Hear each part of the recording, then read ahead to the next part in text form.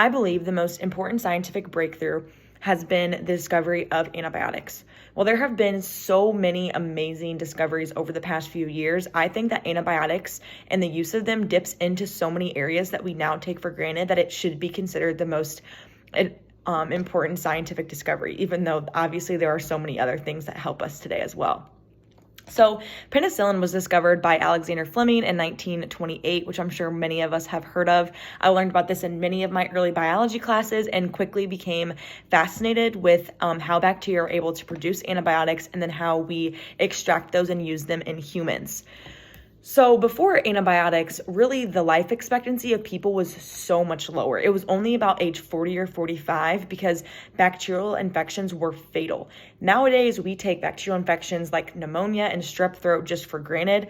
However, bacterial pneumonia, when it occurred before we discovered antibiotics, the life expectancy was only 20% that you were going to actually survive this infection. Now, the expectancy of you to survive is more like 85 to 90% because we have these antibiotics that we can use.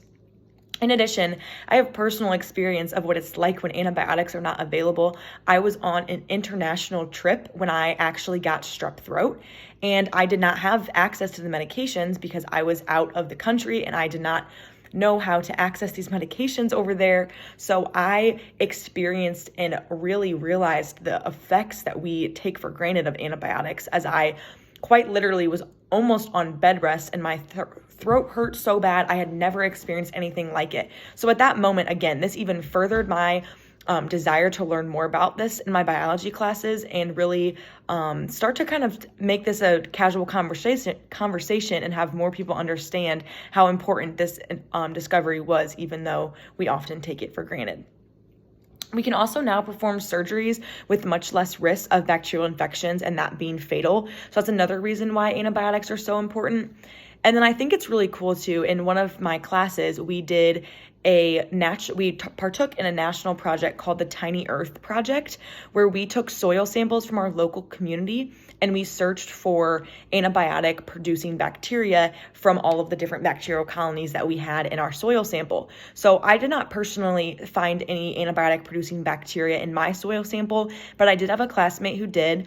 And they sent that off to the Tiny Earth National Project. So students from around the world are sending in these samples, and then they have discovered many new antibiotics, which is awesome considering the new crisis we have of antibiotic resistance. So while antibiotics kind of get a bad light shed on them, like in the news and things currently due to antibiotic resistance, really this has been one of the greatest discoveries we've ever had, as it allows us to combat bacterial infections that were fatal before them. Overall, I believe it's really important that we acknowledge, remember, learn about, talk about the discoveries that came before our time. So antibiotics are really important. I learned about them in class, and I now try to tell my friends who are not in the science major about how important antibiotics are, how cool they are, and how they were discovered.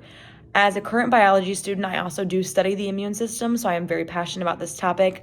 I recently worked with turtle serum samples to look at the levels of serum amyloid A in turtles with known pathogens and unknown pathogens, as well as if serum amyloid A, which is an inflammatory protein, correlates to age, to see if turtles have immunosenescence. So overall, the immune system is absolutely fascinating. Learning about how antibiotics can impact us and how antibiotic resistance is ever growing is very important. So as a PA, I will be sure to remember how important antibiotics are, but also remember about antibiotic resistance when I go to prescribe them to patients.